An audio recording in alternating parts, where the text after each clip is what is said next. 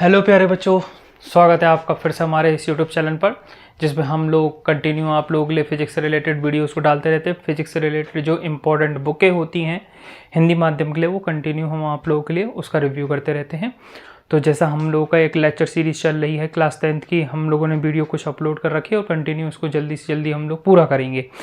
उसी वीडियो में हमने क्लास 12th का सबसे पहले एक इंट्रोडक्शन वीडियो दिया था कि हम लोगों को पढ़ना किस चीज़ के बारे में है यूनिट फर्स्ट में।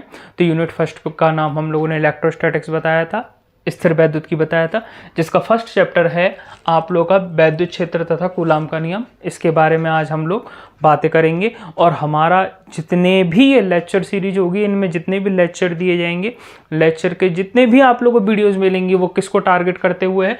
तो NEP न्यू एजुकेशन पॉलिसी, और वो जिसमें 2024-25 में जो नई न्यू एजुकेशन पॉलिसी जो लागू हो गई है, उसको हमने टारगेट करते हुए अपने वीडियो लेक्चर सीरीज को बनाया है। तो बेटा देरी ना करते हुए वीडियो को शुरू करते हैं ताकि वीडियो लेंथ ही ना हो। तो देखो बेटा, सबसे पहले हम बात करेंगे वैद्युत की, कि वैद्युत है क्या, यानी इलेक्ट्रिसिटी। पहले आपको एक बात क्लियर कर दूं, वैद्युत शब्द हो या विद्युत शब्द हो, दोनों का मतलब एक ही होता है, इलेक्ट्रिसिटी। आप इस कंफ्यूजन में कहीं ना आए कि विद्युत अलग होता है, वैद्युत अलग होता है, दोनों एक ही चीज़ है। पहला डाउट ये क्लियर रखें। फिर आगे आते हैं कि वैद्युत की परिभाषा क्या है।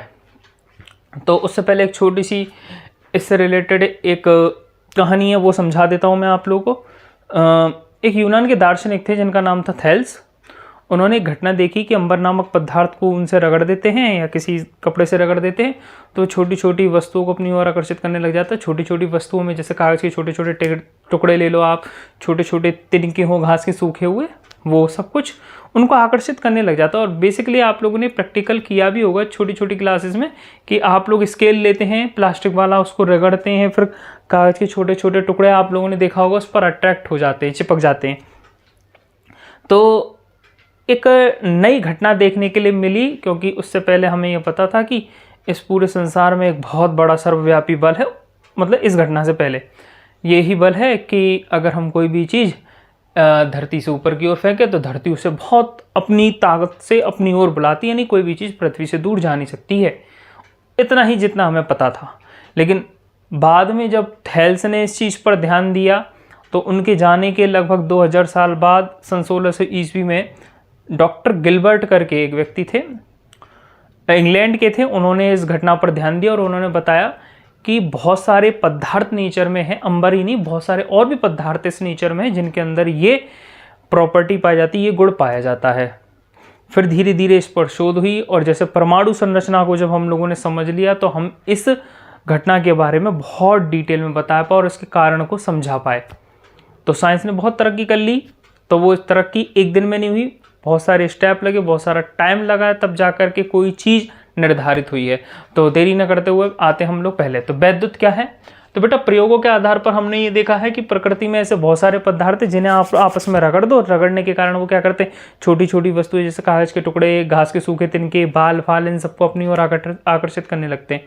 तो जिस पदार्थ में है, जिस पदार्थ में विशेष गुण उत्पन्न होता है, उसे हम लोग क्या बोलते हैं, वैद्युत में पदार्थ या आवेशित पदार्थ, कुछ भी बोल सकते हैं जो आपको अच्छा लगे। लेकिन मैं कहूँगा आप लोग इसे कहेंगे आवेशित पदार्थ, क्योंकि वैद्युत आवेश के बारे में आपको कंटिन्यू आगे पढ़ना है।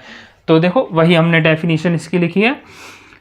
प्रयोगों के आधार पर यह पाया गया है कि प्रकृति में बहुत सारे पदार्थ ऐसे होते हैं जिन्हें रगड़े जाने पर हल्की वस्तुएं जैसे कागज के टुकड़े तथा सूखे तिनके आदि को अपनी ओर आकर्षित करने लगते हैं। पदार्थ में उत्पन्न इस विशेष गुण को ही वैद्युत कहते हैं। तो वैद्युत की डेफिनेशन हो गई, जिस पदार्थ में ये गुण उत्पन्न हुआ है, जिसके कारण वो क्या कर रहा है, छोटी छोटी वस्तुओं को अपनी ओर आकर्षित कर रहा है।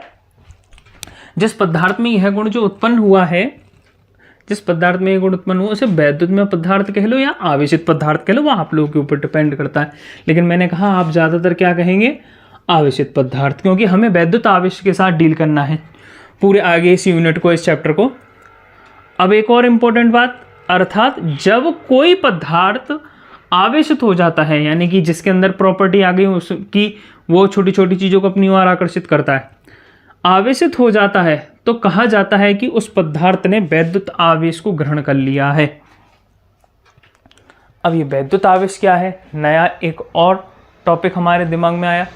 तो वैद्युत आवेश की क्या डेफिनेशन है, पदार्थ का वह गुण जिसके कारण उसमें वैद्युत तथा चुंबकीय क्षेत्र या उसके प्रभाव उत्पन्न होते हैं, वैद्युतावेश कहलाता है।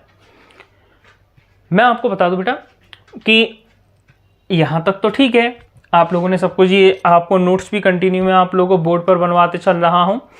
और जैसे ही हम लोग की जो वीडियो, जैसे एक चैप्टर का वीडियो हमारा कंप्लीट हो जाएगा तो मैं आप लोगों को नोट्स भी प्रोवाइड करा दूंगा पीडीएफ फॉर्मेट में। तो वो जब हमारे कंटिन्यू पहले चैप्टर कंप्लीट हो जाएगा तब मैं आपको ये नोट्स भी प्रोवाइड करा दूंगा। तो अब थोड़ा सा इसके बारे में जिक्र करते हैं। पहले आप इसका एक स्क्रीनशॉट लेना अगर आपको कुछ लेना हो तो, अगर आपको ये उतारना हो तो, और फिर हम इसके बारे में बात करते हैं।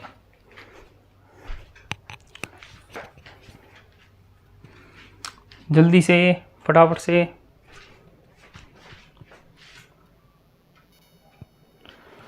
तो बेटा हम लोगों ने जो लिखा हुआ था उसको रिमूव कर दिया है और अब हम समझते हैं आवेश के बारे में। आवेश को समझाने के लिए मैंने आपको पहले मैं समझाना चाहता हूं इलेक्ट्रॉन से